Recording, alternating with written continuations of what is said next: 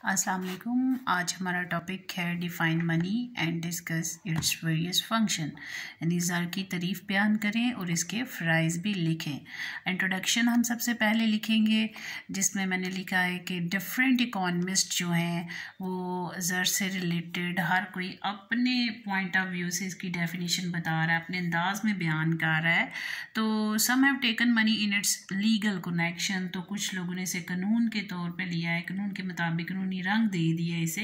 तो वो कहते हैं कि अगर हम लोग कानून के मुताबिक बात करें तो ज़र क्या है, मनी क्या है हमारे पास। Money is what the law says it is, कि ज़र वो है जिसे वो, जैसे कानून जो कहता है ज़र वही है।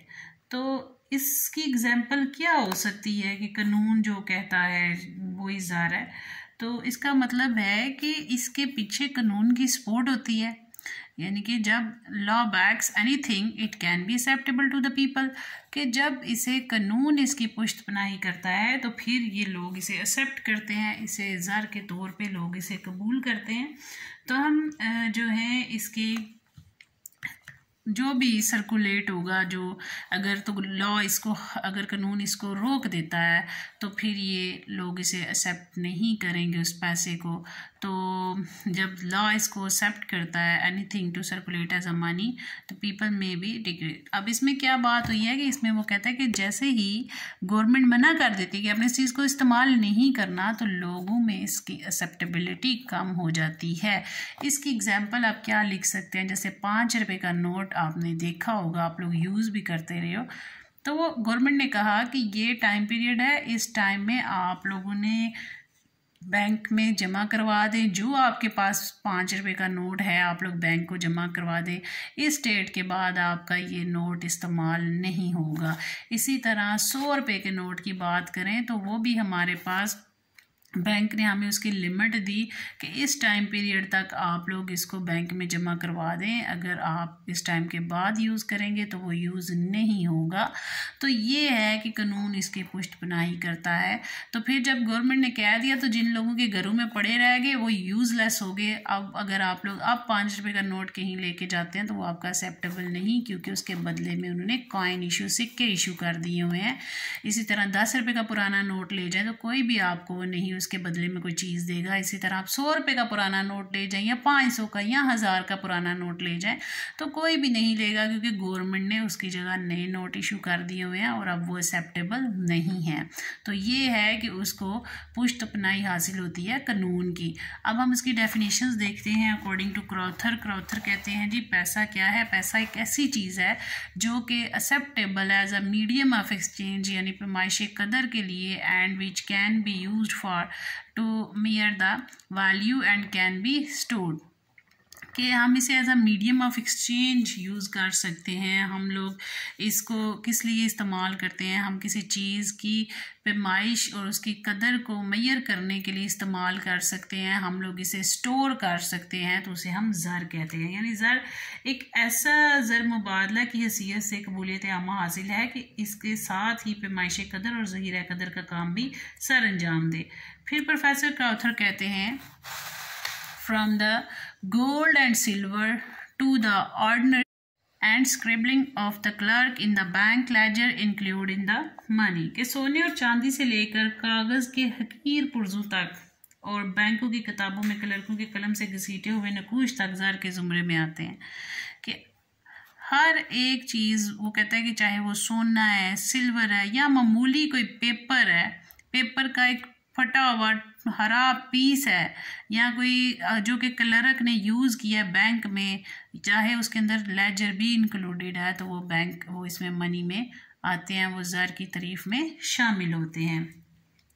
यहाँ सोने और चांदी से मुराद देहाती ज़र है, जबकि कागज़ के हकीर पुर्जों को ज़र, जो हमारे पास कागज़ी ज़र है और बैंकों की किताबों में क्लर्कों के कलम से घसीटे हुए नकूश को एतबार ज़र के लिए इस्तेमाल करते हैं। इसकी ये तारीफ़ तरक्की याफ्ता ममालिक के हालात पर तो मतलब उसके ऊपर तो ये बिल्कुल एग्जैक्ट आती है, सादिक आती है, क्योंकि वहाँ एतबारी ज़र का लेन देन बिला हिलो हिज्जत होता है। लेकिन पसमानदा और तरक्की पजीर ममालिक में, जहाँ ना तो लोग ज़्यादा तलीम याफ्ता हैं और ना ही उन्हें बैंकों की सहूलत मैसर है, वहाँ ज़र एतबार की मार्फत लेन देन महदूद पैमाने पर होती है और इसे कबूल करने में लोग हेजिटेशन फ़ील करते हैं, इसीलिए वहाँ पे ये इतनी इसको कबूलियत हासिल नहीं है। इसलिए जो है, अगर तो एक प्रोफेसर एले के मुताबिक हर वो शय जो बग़ैर किसी रुकावट के आला मुबादले के तौर पर लोगों में गर्दिश करे और कर्ज़ों की अदायगी का मेयार हो, ज़र कहलाती है। प्रोफेसर फिशर के अकॉर्डिंग क्या है ज़र की तारीफ़ के इससे मुराद अशिया व खिदमात के वश अदायगी करने और कर्ज़ों की वापसी के लिए कोई अमूमी तौर पर काबिल कबूल ज़रिया होता है।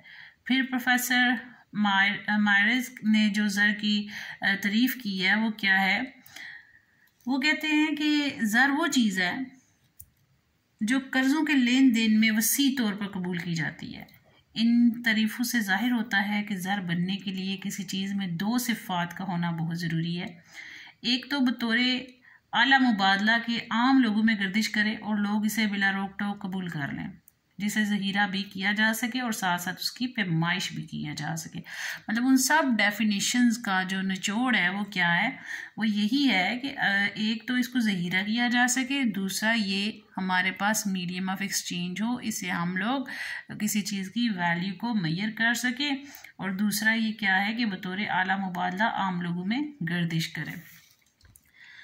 और अगर हम देखें कि जो ज़र की एक्सेप्टेबिलिटी है, जो उसकी कबूलियत आमा का तल्लुक़ है, ये ज़र बनने के लिए बहुत ज़रूरी है और वो शय लोगों में मकबूल हो और इसे हम लोग बिला रोक टोक इस्तेमाल करें या अपनी शाह खिदमात देने के लिए तैयार हों। बराह रास्त मुबादला लोगों को लेन देन में बहुत मुश्किलात पेश आती थी, जैसे हमने बार्टर सिस्टम में डिस्कस किया है कि लोगों को बहुत ज़्यादा प्रॉब्लम्स को फेस करना पड़ता था जब बराह रास्त जो है वो तबादला होता था।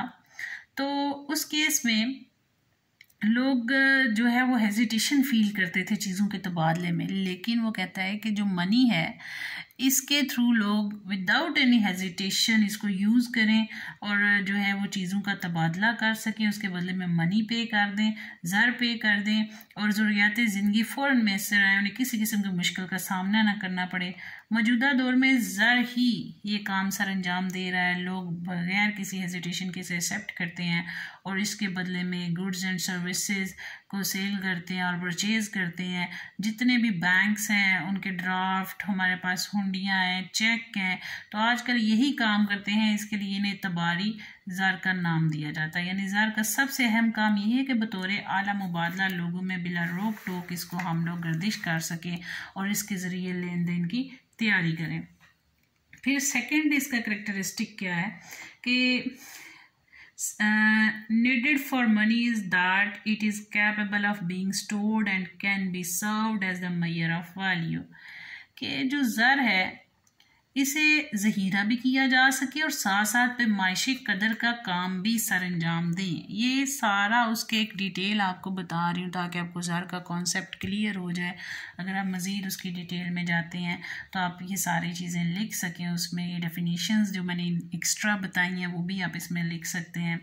तो इसकी जो करेक्टरिस्टिक मैं बता रही हूँ उसमें वो ये है कि एक तो ये हर तरफ एक्सेप्टेबल हो विदाउट एनी हेजिटेशन, हर एक एक्सेप्टेबिलिटी ऑफ मनी जो है वो इजी हो, लोग विदाउट एनी हेजिटेशन इसको एक्सेप्ट कर लें और इसके थ्रू वो चीज़ें लें दें, अपनी जो लाइफ की जितनी भी नीड्स हैं उनको इसके थ्रू पूरा कर सकें। सेकंड इसका करेक्टरिस्टिक क्या है कि इसको स्टोर किया जा सके और इसको हम लोग जो है वो मैयर किसी चीज़ की पैमाइश कदर के लिए इस्तेमाल कर सकें।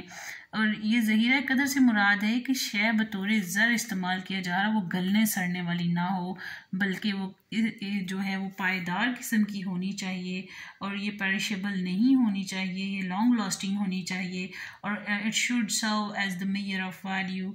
और इसको हम लोग चीज़ की पैमाइश करने के लिए इस्तेमाल कर सकें और हम क्या कहते हैं कि ये लेन देन करने वालों की इस बात की तसल्ली हो कि जो चीज़ खरीद रहा है उसकी कदर ज़र की कई इकाइयों के बराबर है और जो शय भी जो भी फ़राइज़ सर अंजाम देना उसके लिए ज़रूरी है कि इसे ज़हीरा किया जाए और इसके साथ बाकी शाह की कदर की पैमाइश भी की जाए। तो डिफरेंट डेफिनेशंस को हम लोगों ने देखा है। अब हम इसके फंक्शंस को देख लेते हैं। इसके दो करैक्टरिस्टिक जो सारे डेफिनेशन को पढ़ने के बाद सामने आए हैं उनको भी हमने डिस्कस कर लिया, कौन कौन से करैक्टरिस्टिक थे कि इसे स्टोर किया जा सके, ठीक है, और इसे ये हमारे पास as a measure of value हो, और हम लोग जो है इसे विदाउट एनी हेजिटेशन इसकी एक्सेप्टेबिलिटी हो, और it should be acceptable by people without any hesitation, and हर कोई इससे चीज़ें खरीदने और बेचने के लिए, जितनी भी कमोडिटीज़ हैं उनको सेल परचेज करने के लिए इसको यूज़ कर सके। फिर हमारे पास आते हैं फंक्शन ऑफ मनी, यानी कि ज़र के प्राइस। तो सबसे पहले है मीडियम ऑफ एक्सचेंज, आला मुबादला। The primary function of money is that it should circulate among the people as the medium of exchange. It means that money should function as a medium for the exchange of goods and service. तो जो अशिया है हमारे पास उनका सबसे पहला, ज़र का सबसे पहला काम क्या है कि हमने उसे आला मुबादला के तौर पे लोगों में वो गर्दिश करे, अशिया खिदमात के तबादले के लिए वो इनके दरमियान एक मीडियम का काम करे कि लोग इसे लेन देन के लिए कबूल करें। आज के ज़माने में दुनिया भर की जो अशिया हैं वो अशिया खिदमात ज़र की मदद से खरीदी जाती हैं, बेची जाती हैं।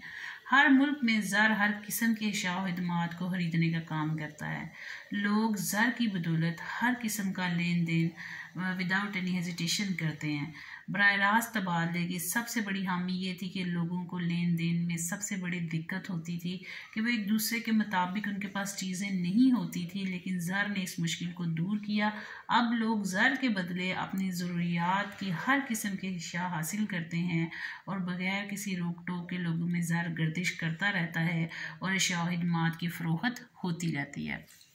ये हमारा पॉइंट क्लियर हो गया। अब हमारा है मुश्तरक मयार कदर, यानी common major of value. Common major of value इसका सेकंड इम्पॉर्टेंट फंक्शन है और हम लोग इसको यूज़ करते हैं। फंक्शन जो है इसका मेजर ऑफ वैल्यू है हमारे पास। ये इसका मतलब है कि कोई भी दूसरी चीज़ जिसे हम मेजर कर सकते हैं विद यार्ड स्टिक, लाइक हम लोग जैसे कहते हैं कि हम लोगों ने किसी चीज़ का उसकी कदर का अंदाज़ा उसके मेयार पर होता है। मसलन अगर हम लोग 40 रुपये फ़ी किलोग्राम आम खरीदते हैं तो इसका मतलब है कि 1 किलोग्राम आम की कदर 40 रुपये के बराबर है। यानी अब हम कहते हैं कि बराह रास्त इसका यही तबादले में प्रॉब्लम होती थी लोगों को। जो बार्टर सिस्टम था कि इनकी कॉमन मेजर ऑफ वैल्यू नहीं होती थी। मसलन दोनों की सेम नीड्स नहीं थी होती, उनका मेयार मुश्तरक मेयार कदर नहीं होता था, तो लोगों को इस बात का अंदाज़ा नहीं होता था कि जो वो चीज़ दे रहे हैं उसके बदले में चीज़ ले रहे हैं, दोनों की मालियत एक दूसरे के बराबर भी है या नहीं है। लेकिन ज़र ने इस मुश्किल को दूर कर दिया। हर शय की कदर की पैमाइश के तौर पर एक पैमाने के काम पे ये काम कर रहा होता है और हर चीज़ की कदर व मालियत ज़र की क़ुव्वत व खरीद के मुताबिक मुतय्यन होती है। फिर हमारे पास है स्टोर ऑफ वैल्यू, यानी ज़हीरा कदर। ज़हीरा कदर में हमारे पास क्या चीज़ आ जाती है? ये इसका third important function of money है और ये जो है स्टोर ऑफ वैल्यू यानी ज़हीरा कदर की सूरत में भी किया जा सकता है। और इसमें कोई भी ऐसी चीज़ नहीं होती जिसे हम पेरिशेबल बोलें कि मतलब वो गल सड़ जाएगी, या ये कागज़ी नोटों या देहात के सिक्कों पर मुश्तमिल होता है, इसलिए लोगों ने इनका ज़हीरा करना आसान कर लिया। लोग इसको ज़हीरा कर सकते हैं और आमदनी में से रकूम को बचाते जाते हैं, जबकि पहले ये पॉसिबल नहीं था। जब हमारे पास बार्टर सिस्टम था तो तब इसको स्टोर करना पॉसिबल नहीं था। चीज़ें ज़्यादा पेरिशेबल होती थी, वो ख़राब हो जाती थी। अब अगर आप कुछ पैसे रखते हैं आपके 20 साल बाद भी वो पैसे रहेंगे, बट कंडीशन ये है कि उसको गवर्नमेंट उस नोट को ना चेंज कर दे। तो इसके साथ हमारा ये है कि लोग इसको अपने पास विदाउट एनी हेजिटेशन रख लेते हैं कि मुस्तकबिल की ज़रूरियात इससे पूरी हो जाएंगी हंगामी हालात के लिए, जैसे हमारी सोसाइटी में होता है कि एजुकेशन के लिए, बच्चों की शादियों के लिए जो है वो अपनी रकूम को बचा के रखते हैं ताकि मुस्तकबिल में उनका काम ये पैसा काम आ सके। फिर हमारे पास है स्टैंडर्ड ऑफ डेफर्ड पेमेंट, यानी इसमें क्या चीज़ है कि आइंदा अदायगियों का मेयार। तो ज़ाहिर एक काम ये भी होता है कि आइंदा अदायगियों के मेयार के तौर पे ये काम करता है। लोग इसे लेन देन में कबूल करते हैं। आजकल लाखों करोड़ों रुपए का उधार का लेन देन ज़र की शक्ल में हो रहा है। इसकी वापसी अदायगी में कोई मुश्किल पैदा नहीं होती। मसलन अगर कोई आदमी भी करेंसी नोटों को लेने से इनकार नहीं करता और इसके नोट नए थे या पुराने, इसके नोट 100 रुपये के थे और वो 50 वाले नहीं लेगा, बल्कि सिर्फ वो रकम को गिन लेते हैं और इस तरह से अदायगी हो जाती है। जबकि इससे पहले बराह रास्त तबादले में उधार लेन देन बहुत मुश्किल होता था और इस तरह तमाम मुश्किलात को यकसर ख़त्म कर देता है जब ज़र की बात आती है। जितनी भी बार्टर सिस्टम में लोगों को प्रॉब्लम्स फेस करना पड़ती थी वो इसमें नहीं है। फिर हमारे पास है इसका फोर्थ इसका फंक्शन है mode of transfer of value, इंतकाली ज़र का मेयार। तो आमतौर पर ज़मीन, मकान, जायदाद वगैरह को हम लोग इमूवेबल प्रॉपर्टीज़ बोलते हैं कि हम लोग इनको एक जगह से दूसरी जगह नहीं लेके जा सकते, तो ये एक जगह से दूसरी जगह मुंतकिल करना मुश्किल होती हैं। तो इसको भी जो है वो मनी उसने दूर कर दिया। लोग अपनी जायदाद को, अपनी प्रॉपर्टी को सेल आउट करते हैं और इसके बदले में वो कहीं और जाके ले लेते हैं और वो अपनी मर्ज़ी से शय, मकान या कोई जायदाद खरीद लेते हैं और इस तरह जायदाद की मुंतकली भी ज़र की बदौलत हो जाती है, जबकि ज़र की गैर मौजूदगी में ऐसा होना मुमकिन नहीं था। फिर हमारे पास आ जाता है सरकारी अदायगियों का ज़रिया, मोड ऑफ गवर्नमेंट पेमेंट।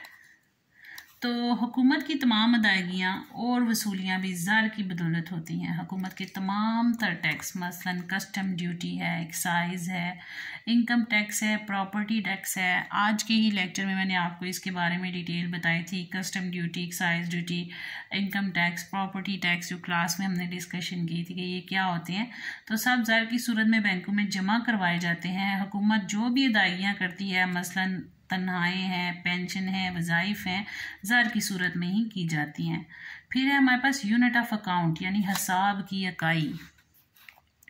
हिसाब की इकाई ये कैसे होती है कि ज़र की मदद से शाह की कीमतों का तयन होता है। हम लोग उनकी प्राइस को जो है वो कहते हैं कि इस चीज़ की इतनी कीमत है, तो वो कैसे हम लोग देखते हैं, वो हम लोगों ने ज़र की मदद से ही देखना होता है कि किसी शख्स की आमदनी का तयन भी ज़र की मदद से होता है। मसलन हम कहते हैं कि उस शख्स की तनख्वाह 10,000 रुपये महीना है, हम कहते हैं पर मंथ उसकी जो सैलरी है वो 10,000 है, तो उसकी पर डे जो है वो कितनी होगी, 200 पर डे। अगर हम लोग देखें तो वो हम लोगों ने मज़दूर की यौमिया उजरत 200 रुपये है। और इसी तरह अगर हम लोग कहें वही कि आम 40 रुपये किलो है जबकि दूध की कीमत 30 रुपये लीटर है, तो ये हम लोग बता रहे हैं कि ये हम लोगों ने इसकी हिसाब की इकाई रखी हुई है कि इस चीज़ की इतनी कीमत है। यानी जब हम लोग उस चीज़ की कीमत बता देते हैं तो उसको हम लोग नाम देते हैं कि उसके हिसाब की इकाई है। हम लोग इसकी मदद से हम इनकम को कैलकुलेट कर रहे हैं, तो वो जो पैसे दिए जाते हैं उसकी सर्विसेज के बदले में या कोई चीज़ खरीदते हैं तो वो यूनिट ऑफ अकाउंट होता है।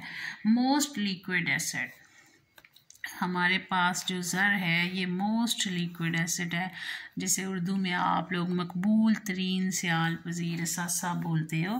तो ये हमारे पास जो है कैसे, हमारे पास ये केन्स के मुताबिक लोग जितनी तेज़ी और जल्दी से ज़र को कन्वर्ट करते हैं कोई और शय इसका मुकाबला नहीं कर सकती। मसलन हमारे पास ज़र नकद हो तो उसकी मदद से हम जो चाहें खरीद सकते हैं, लेकिन इसके बरक्स अगर हमारे पास सोना, चांदी, बॉन्ड्स, ज़ेहात या कोई प्रॉपर्टी या उसके बदले में इतनी जल्दी खरीदो फरोख्त नहीं होती है। लोग इसके लेन देन में हेजिटेशन फील करते हैं और अशिया को ज़र नकद में बदलने में कुछ जो है वो वक्त में दरकार होता है, क्योंकि फ़ौरन तो कोई आपसे कोई चीज़ नहीं खरीद लेता, उसे टाइम लगता है उस चीज़ को खरीदने में। तो अगर पैसे हों तो पैसों से फ़ौरन आप चीज़ खरीद सकते हो। फिर आपके पास आता है next point, grantor of sovereignty, साख का ज़ामिन। तो इसमें क्या है, आपके पास केन्स के अकॉर्डिंग जो ग्रांटर होते हैं वो क्या करते हैं कि को लोगों की ज़ाती शोहरत और साख का ज़ामिन बनता है। जिस कदर किसी शख्स के पास दौलत ज़्यादा होगी उसकी दुनिया में उसकी इज़्ज़त और कदर व मंजिलत ज़्यादा होगी। इसके बरक्स अगर किसी के पास दौलत कम है तो वो शख्स माशरे में वो मुकाम हासिल नहीं कर सकता जो एक अमीर शख्स को होता है। इसी तरह से आजकल के बैंक और दूसरी मालियाती इदारे किसी शख्स की माली साख को मद्देनज़र रखते हुए करोड़ों रुपए के कर्जे जारी करते हैं, और जिस शख्स की साख ना हो वो कर्जे और दीगर ऐसी सहूलतों से महरूम रहता है। फिर हमारे पास है मेजर ऑफ इकनॉमिक कंडीशन, माशी हैसियत का अंदाज़ा। तो unit of money also express countries economy condition, जो हमारे पास किसी ज़र की इकाई मुल्की माशी हालत का भी इजहार करती है। मसलन कौमी आमदनी, फ़ी का आमदनी, हमारे पास जो है वो पर कैपिटा इनकम है, इन्फ्लेशन है, रिसेशन है।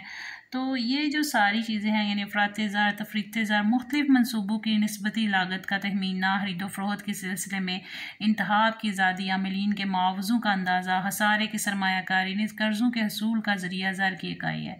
और ये तमाम जो अवामिल है किसी कौम की माशी हैसियत की अक्कासी करते हैं। तो ज़र के फ़राइज़ के मतलब एक मईशतदान इस तरह कहते हैं, money is a matter of function for a medium, a mayor, a standard, a store. तो आई होप सो आपको इस चारों वर्ड, इन चारों टर्म्स की समझ आ गई होगी इतनी डिटेल में इसको पढ़ने के बाद। अगर आपको स्टिल किसी पॉइंट में कोई भी किसी किस्म की कन्फ्यूजन हो तो आप लोग डिस्कस कर सकते हैं। थैंक यू, अल्लाह हाफिज़।